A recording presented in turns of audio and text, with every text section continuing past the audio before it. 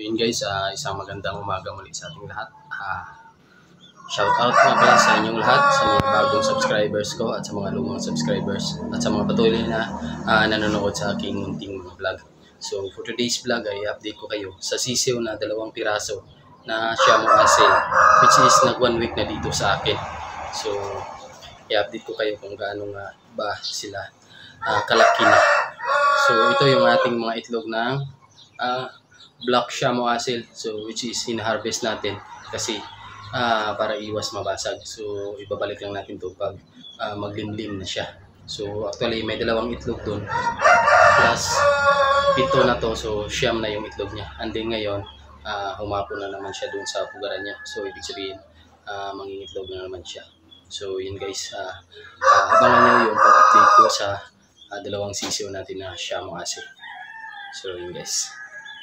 So yun guys, bali ito na yung ating DIY na kulungan. So bali lagayan lang to ng plato. So yun guys, yan. So bali kinali ko lang dyan sa taas and then dito sa gilid kasi wala tayong kulungan.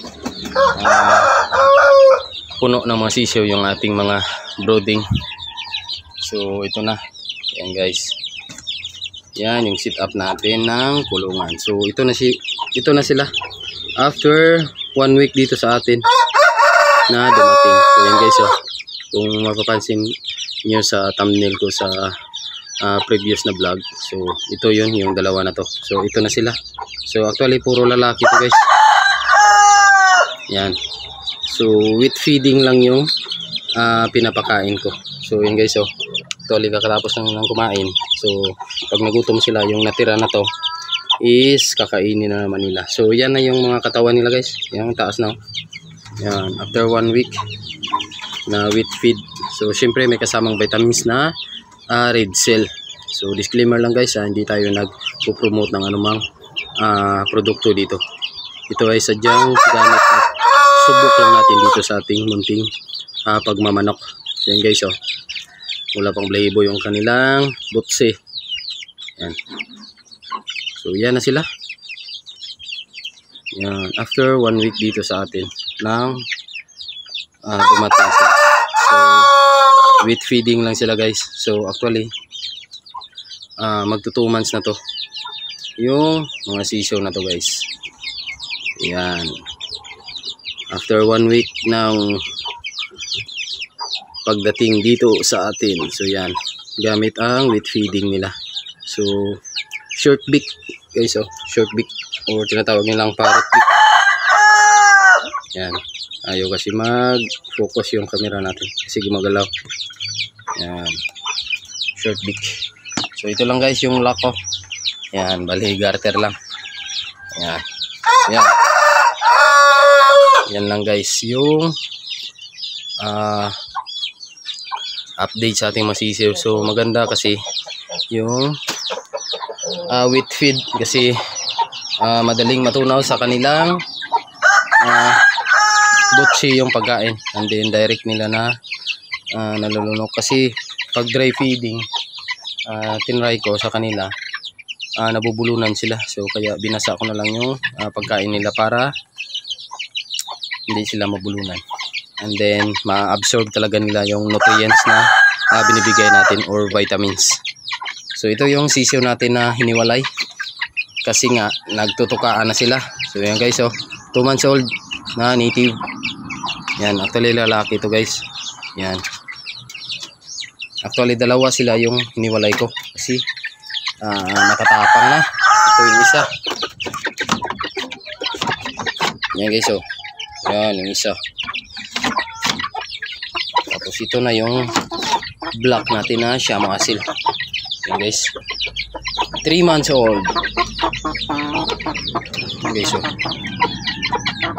yan. So tanggalin natin dito muna sa kulungan. So disclaimer lang guys, no animals were harmed in making this video. So yan siya, 3 months old. Yan guys, ang taas na yan, 3 months old. So yung paa niya is yan, green. Yan guys, yan yung kanyang mukha. So short beak din to guys. Yan. Magandang kulit. Yan yung ating kulit. So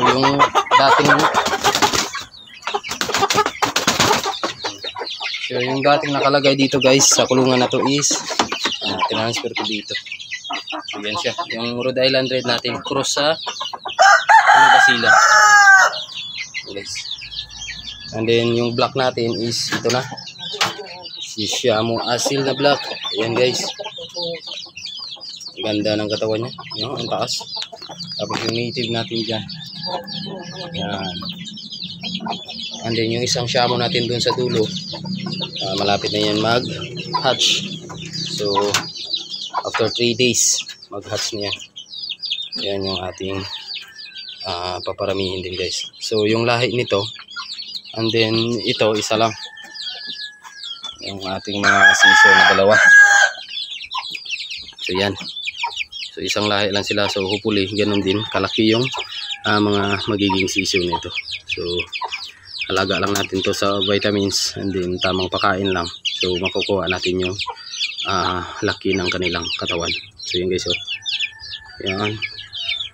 So temporary lang muna tong kulungan na to kasi malapit na rin sumayad. Yun guys, 2 inch na lang, sasayad na din yung ulo nila. Ayan. Ayan guys, so DIY lang yung pakainan nila at saka painuman. Ayan. So actually wala pang mga balahibo masyado yung mga sisiyo na to kasi bata pa, 2 months old. So yung mga paa nila guys is green. Ayan guys, so puro lalaki, so okay lang yan. Meron naman tayong 3 magiging inahin.